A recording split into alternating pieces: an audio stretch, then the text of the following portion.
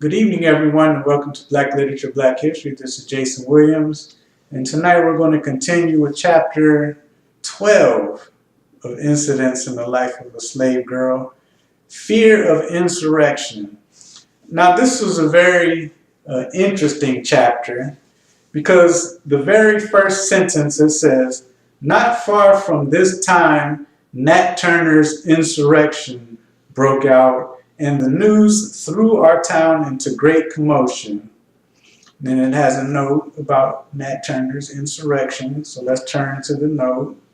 Always read these little notes that they have, because these notes give you some great history that you may not know about. So we're on chapter 12, the first note. And it says, Nat Turner's insurrection. From August 22nd to August 23rd, 1831, in Southampton County, Virginia, approximately 40 miles north of Edenton, North Carolina, where Jacobs lived at 40 miles, the slave Nat Turner led the bloodiest slave rebellion in U.S. history, executing approximately 57 whites before his capture.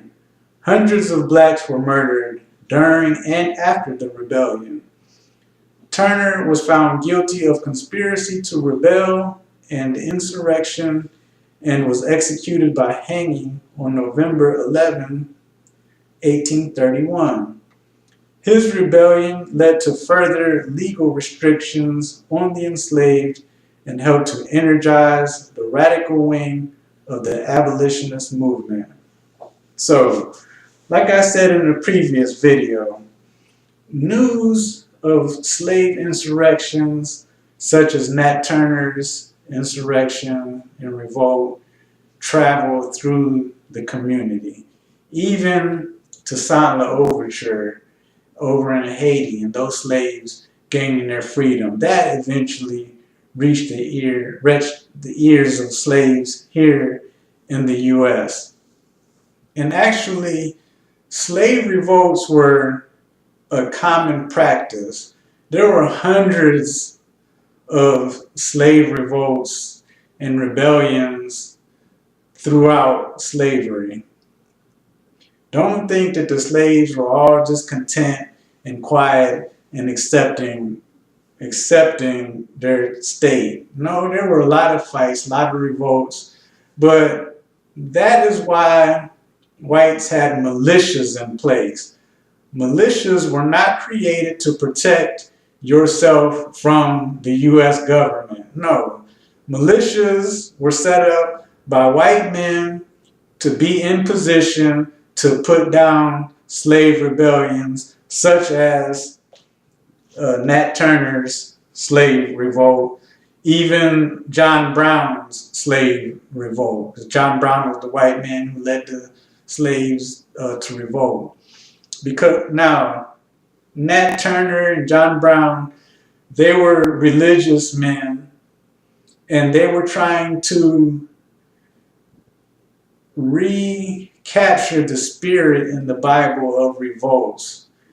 Now, what was supposed to happen in these revolts was as they continued to rampage and murder and revolt, each time they conquered a plantation or conquered a household or family, the slaves of that family were supposed to join in the revolt. And their army was supposed to grow until it was unstoppable. Because in the South, whites were outnumbered by blacks by 4-1, and maybe even more. But Nat Turner and John Brown, they thought, well, as we continue to move and conquer, our ranks are going to grow. These slaves are going to realize that they're free. They're going to take up arms.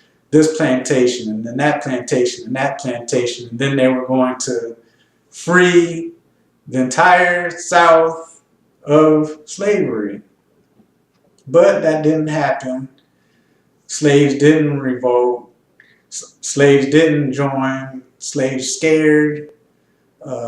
And whites had militias in place to put down these insurrections. In the United States, none of the insurrections were successful. They were all put down because these militias that were put in place by white men could not be overtaken by the slaves. And this chapter is very showing about, this says, not far from this time, Nat Turner's insurrection broke out. This chapter is showing that white people were getting restless and uneasy about the situation of slavery, and she talks about how these militias kind of worked, and how these slave masters who own these plantations would allow white people that didn't have anything, white trash, and I think she even refers to them as white trash or poor whites, they would let them run through their plantation and harass the black people as, quote, police, to look through their things and to just input that fear into the slaves, to just kind of show that even though I don't have anything, even though I don't have any power, I'm white, I'm better than you. So it's just a tool of white supremacy. And Harriet Jacobs talks about that many of the slaves on many of the plantations lived better than these whites that were being allowed to run amok for a small period of time on these plantations. And the slaves would fix up their houses and fix up their things to kind of like rub it in their face, like, I'm a slave and I live better than you as a poor white. And these poor whites would rely on their skin color to feel their superiority, and for the short period of time that they were allowed to run around on these plantations, they exert their authority, they did so.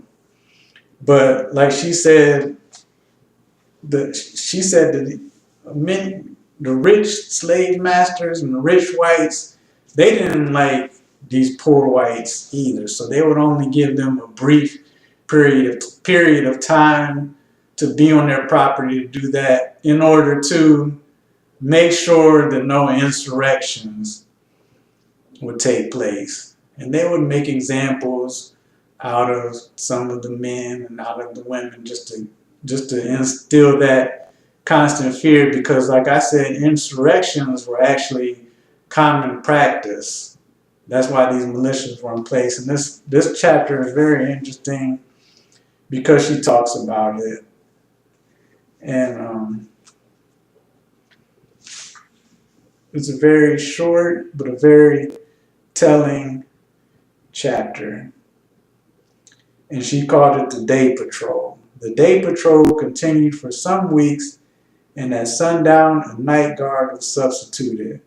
Nothing was proved against the colored people, bond or free.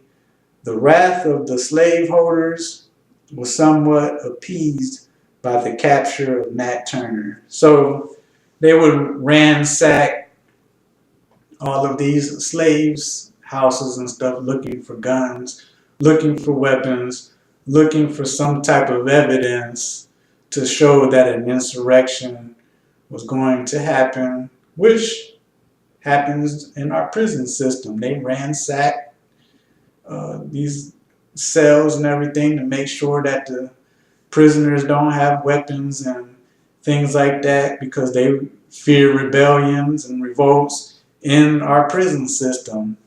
And like Harriet Jacobs said, nothing was proved, nothing was going on, at least on her plantation. And after a few weeks, the slave masters got tired of these poor whites on their property, and they'd kick them out and put them back in their place and tell them like not to come back because they've had enough. So I'm going to do a few more chapters. The next one is called The Church and Slavery. And then after that, I'm going to jump into, if you want to read further, This thing is called Fire, devoted to younger Negro artists. Fire. So you might want to look that up. It's in 1926. I have a few poems and stuff that we read out of this magazine, but I'm going to go further in depth into that magazine. And another reason why I'm going to wrap up Incidents in the Life of a Slave Girl by Harriet Jacobs is because I've noticed from the comments that many people are actually reading these stories that I'm talking about. And I'm only covering a chapter here and there every few weeks because I got a lot of things going on in my life and I have to be in a certain mood and to do these videos. These videos take a long time, so I'm not really, this is not like a priority in my life, but I still want to continue to cover this literature and these stories, but I want to make them meaningful. I just don't want to read a chapter to tell you what the chapter is about.